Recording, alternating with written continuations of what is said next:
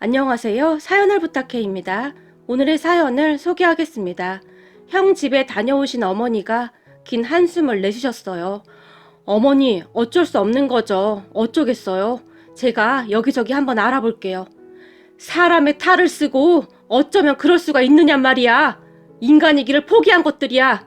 치밀어 오르는 화를 참을 수 없다는 듯이 어머니가 손바닥으로 방바닥을 내리치셨어요. 답답한 마음에 형과 형수님을 만나고 왔는데 어머니와 저는 형과 형수님에게 거의 쫓겨나다시피 나왔거든요. 어머니와 저는 정말 급했기에 형과 형수님을 찾아갔었는데 자리에 앉자마자 어머니가 형과 형수님에게 너도 네 동생 형편 잘 알지 않니? 마누라도 집 나가고 혼자 애 둘을 키우느라 얼마나 고생을 하는지 모른다. 그런데 그 형편에 지금 네 아버지 병원비까지 한두 푼이 아닌데 그 많은 돈을 작은 애 혼자 감당하는 건 아닌 것 같다. 네 동생은 잠도 잘 못 자고 밥도 잘 못 먹고 어느 날은 빵 한 개로 배를 채우면서 네 아버지 병원비 내고 있는데 누가 뭐래도 네가 우리 집 맞이인데 너도 좀 도와야 할 것 같다. 어머니가 형과 형수님에게 거의 빌다시피 말을 했어요. 하지만 그런 어머니의 말에 형은 그저 입을 꾹 다물고 있을 뿐 한마디도 안 했고 옆에서 듣고 있던 형수님이 어머님, 죄송한데 저희도 돈 없어요. 지금 장사도 잘 안 돼서 하루하루 겨우 밥만 먹고 살고 있어요. 형수님이 딱 잘라서 말을 했어요. 그리고 형수님의 말에 기분이 상할 대로 상한 우리 어머니가 그게 무슨 말이냐? 내가 알기로는 니들 장사 잘 된다고 알고 있는데 아까도 보니 사람이 바글바글 하던데.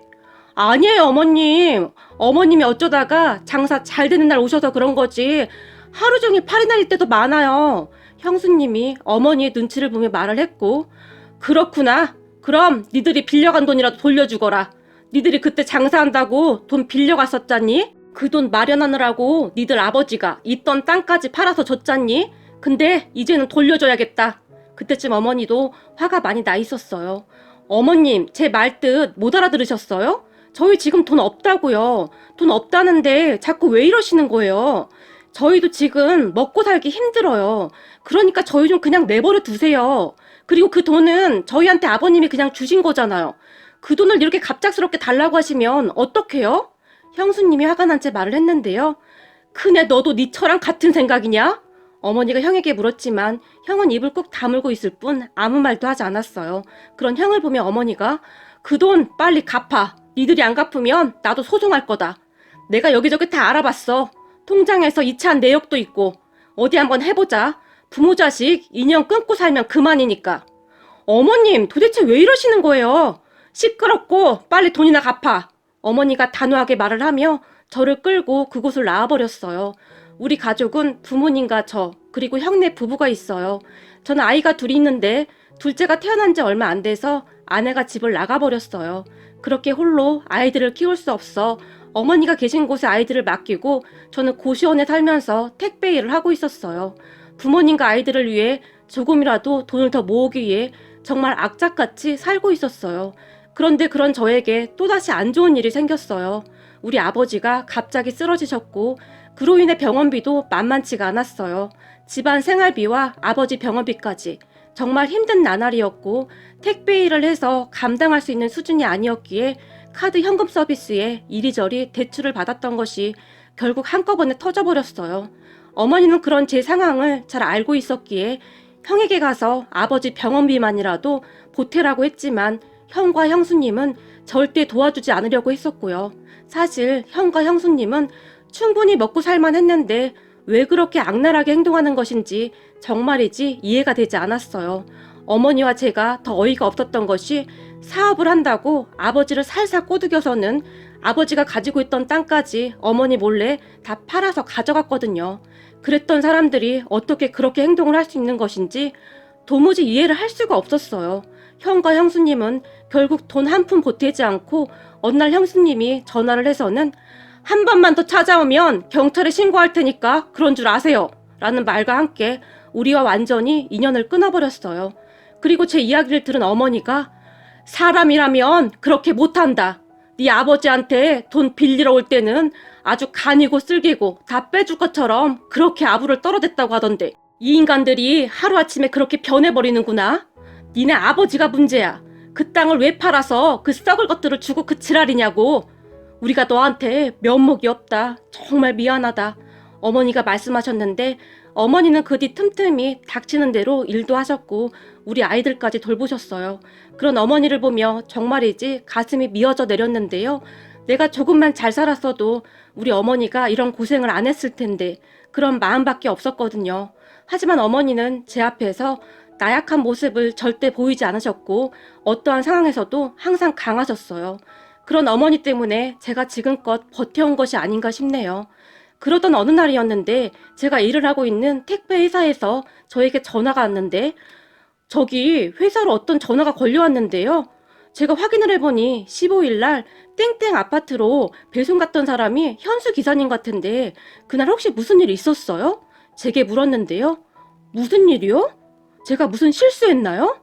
아니, 그게 아니라 기사님 전화번호를 물어보시는데 알려드린다고요. 급한 건이라고 했어요. 근데 우리 고객은 아니었다고 하는데 무슨 말을 하는 건지 모르겠네요. 글쎄요. 저한테 그분 전화번호 주시면 제가 전화 한번 해볼게요. 그렇게 회사에서 누군가의 전화번호를 알려줬고 제가 급히 전화를 했어요. 어떤 젊은 남자가 전화를 받았는데 안녕하세요. 15일 날 일로 회사에서 전화를 해보라고 해서 전화드렸습니다. 제가 물었고 전화를 받은 사람이 아주 반가운 목소리로 안녕하세요 기사님. 그날 혹시 땡땡 아파트 근처에서 무슨 일 있으셨죠? 무슨 일이요? 그게 무슨 말씀이신지? 그날 저녁 그 아파트 근처에서 무슨 일이 있었다고 하던데요? 남자가 물었는데 뭔가를 알아내고 싶은 눈치였고 남자의 물음에 제가 곰곰이 생각을 하다가는 아, 그 외국인이요? 참, 그분은 괜찮으신 거예요? 그날 구급차 타고 가시는 것까지는 봤는데 제가 워낙 바빠서 잊고 있었네요. 기사님이 맞군요. 찾았다. 남자가 기쁜 목소리를 외쳤어요. 사실 얼마 전에 제가 택배 배달을 위해 그 아파트 근처로 가고 있었는데 어떤 외국인 남자가 갑자기 쓰러졌어요. 깜짝 놀라서 우선 바르게 눕히고 119에 신고를 했고 급한 마음에 심폐소생술을 하기 시작했어요. 군대 갔을 때 배운 적이 있었기에 기억을 더듬어서 신속하게 심폐소생을 하기 시작했는데 하도 오래전에 해본 거라 쉽지가 않았는데요. 그때는 그 외국인을 빨리 조치하지 않으면 큰일 나겠다라는 생각밖에 들지 않았어요.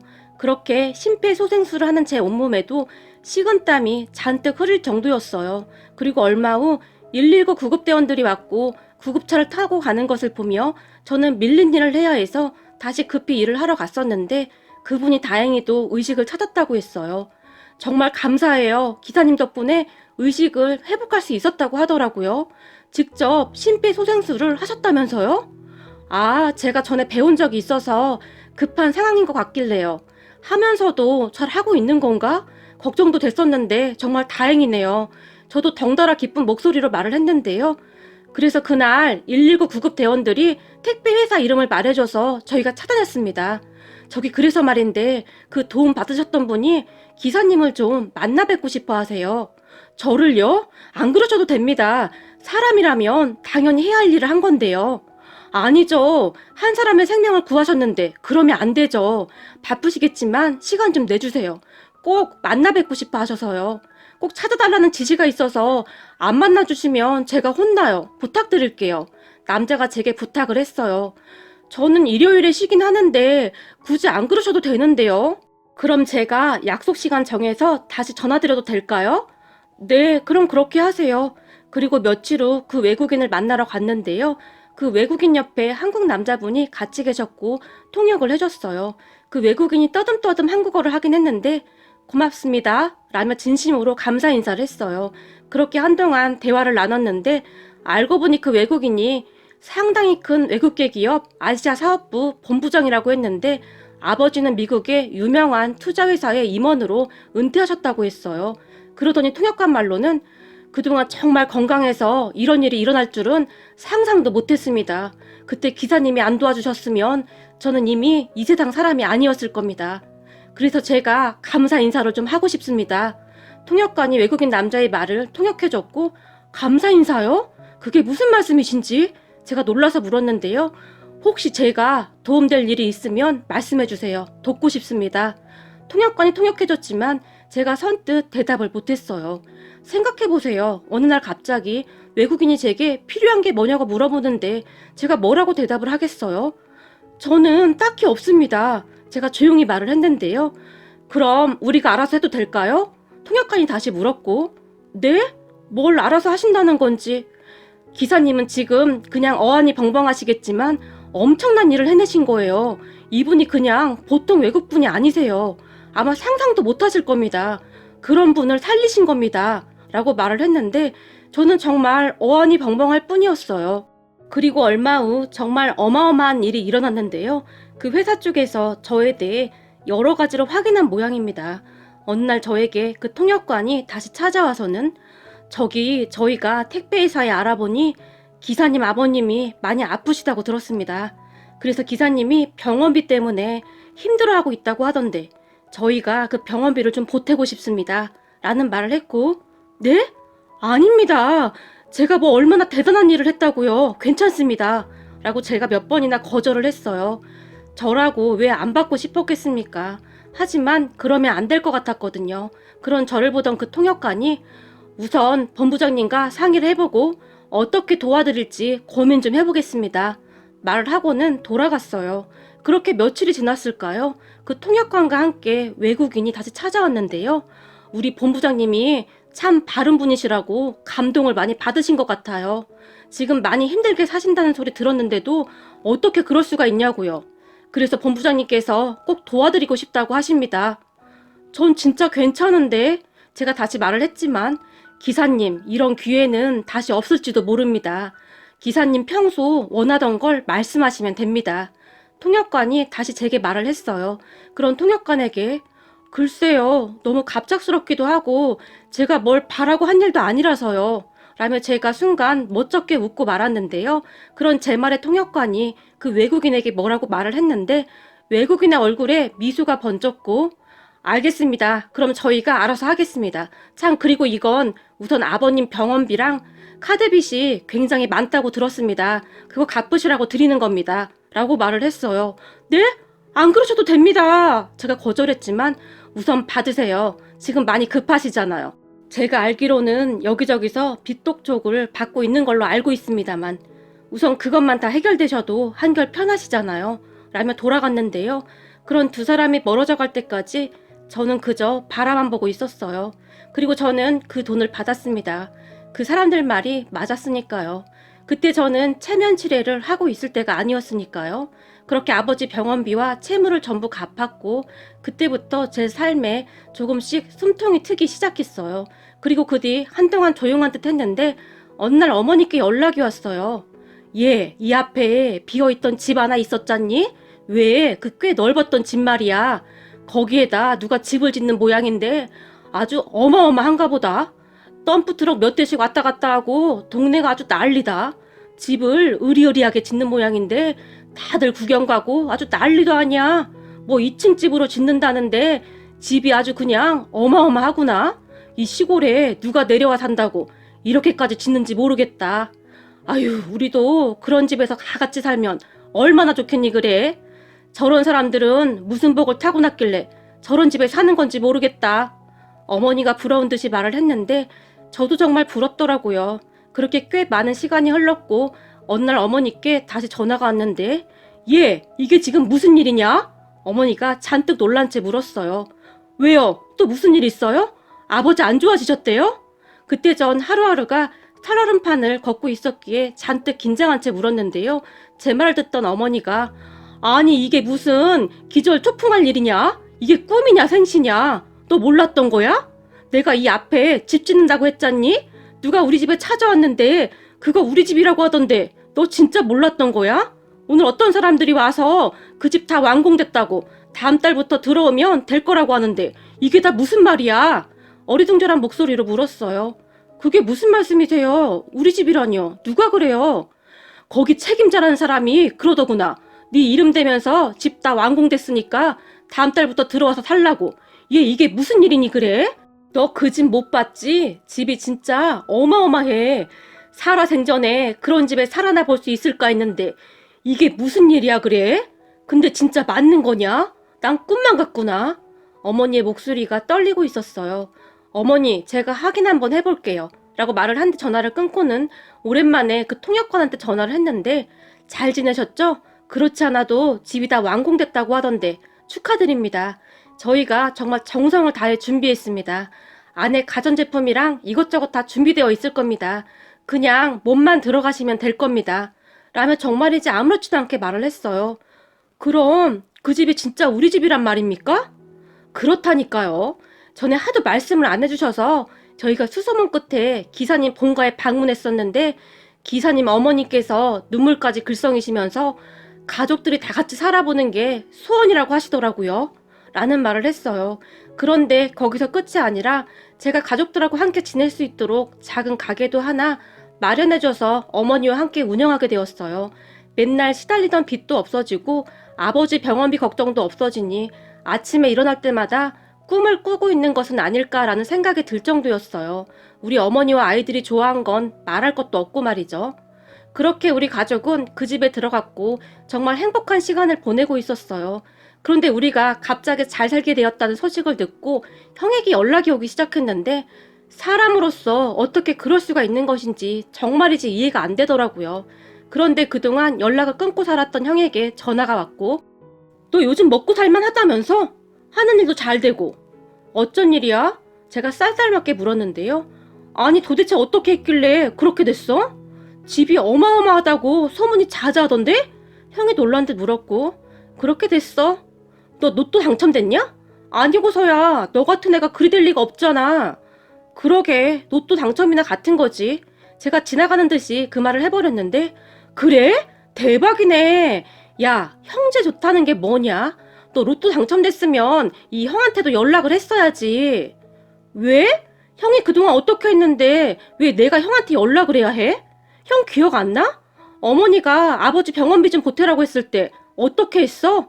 나 같았으면 절대 연락 못해. 어떻게 그럴 수가 있냐? 대단하다 대단해. 제가 한심한 듯이 말을 했지만 야, 그래도 우리가 하나뿐인 형제 아니냐? 너무 그러지 마라. 우리도 먹고 살기 힘들어서 그런 거니까. 근데 왜 연락한 거야? 나 바쁘니까 그만 끊어. 아니, 그게 아니라 나 요즘 진짜 힘들어. 네 형수가 누구한테 듣고 투자한다고 여기저기 빚까지 끌어다 나 몰래 무슨 주식을 왕창 샀다는데 그 회사 상장 폐지돼서 주식이 종이 쪼가리가 됐어. 완전 쫄딱 말아먹었어. 진짜 미치겠다. 나 좀 도와주면 안 되겠냐? 이번만 도와주면 내가 평생 부모님이랑 너한테 잘할게. 그리고 나 네 형수랑도 이혼할 거야. 내가 그동안 저런 여자랑 살았다니 뭔 짓을 한 건지 모르겠다. 라며 한숨을 쉬었어요. 저는 그런 형에게 형이 이혼을 하던 말던 난 모르는 일이니까 알아서 해. 그리고 나한테 앞으로 연락하지 마. 라며 전화를 끊어버렸어요. 하지만 형은 그 뒤에도 어머니에게 전화를 한 모양인데 2번 다시 연락도 하지 말고 찾아오지도 말거라. 우리도 경찰에 신고해버릴 테니까. 그때 네 처가 그러지 않았었니? 우리가 한 번만 더 찾아가면 경찰에 신고한다고. 우리도 그럴 거야. 어머니도 단호하게 전화를 끊어버렸어요. 그 뒤 형과 형수님이 찾아와서 빌어댔는데 그렇게 찾아온 거 보니 이혼한다는 말도 다 뻥인 것 같더라고요. 돈이 필요하니 그냥 나오는 대로 짓거린 거죠. 그런 형과 형수님에게 당장 나가. 니들 얼굴 보면 내 속까지 안 좋아. 내가 널 낳고 미역국을 먹은 게 아깝다 아까워. 이런 정신 나간 놈아. 어머니가 소리를 질렀지만 형과 형수님이 갑자기 우린 이대로 못 가. 그러니까 좀만 도와줘. 이렇게 대저택에 살면서 그걸 못 도와줘? 로또 당첨된 거 조금만 나눠주면 되잖아. 어차피 공짜로 생긴 돈인데. 말도 안 되는 소리를 짓거리댔어요. 그 모습에 어머니가 혀를 찼는데 너 네 아버지 병원 한번 와본 적 있어? 네 아버지가 너한테 어떻게 했는데 네가 그럴 수가 있냐? 소리를 치시다가는 진짜로 경찰에 신고를 해버렸어요. 그 모습에 형과 형수님이 혼비백산했는데 지금껏 땡깡 피우면 아버지가 다 해줬기에 그럴 거라고 확신한 것 같은데 우리 어머니는 달랐어요. 그동안 일을 갈고 살았거든요. 형 부부만 보면 치를 떨 정도였어요. 결국 형과 형수님이 주렐랑을 쳤는데 그 뒤에도 몇 번이나 전화가 왔는지 몰라요. 야, 진짜 한 번만 도와줘라. 네 형수 지금 감옥 가게 생겼어. 라고 말을 했는데 도대체 주식으로 얼마나 말아먹었는지 어마어마했나 보더라고요. 여기저기 돈까지 빌렸다는데 빌려준 사람들이 경찰에 신고까지 하고 난리도 아니었다고 하네요. 게다가 개주였다는데 그 개똥까지 다 주식에 투자했다고 하니까요. 하물며 형수 친정 가족들한테까지 돈을 빌려서 투자했다고 하는데 형수가 꽤 잘 나가는 줄 알고 가족들도 다 빌려준 모양이더라고요. 하지만 쫄딱 망했다고 하는데 심보를 그렇게 쓰니 잘 될 리가 없겠죠. 아니죠. 부모님한테 그렇게 하는 사람들은 절대 잘 되면 안 되는 거죠. 그러더니 또 한 번은 너 택배할 때 쓰던 차라도 나 주면 안 되겠냐? 라고 묻더라고요. 그래서 이미 팔고 없다고 했더니 인정머리도 없는 인간, 네가 얼마나 잘 먹고 잘 사나 내가 지켜볼 거야. 악담이란 악담은 다 하고 전화를 끊어버렸어요.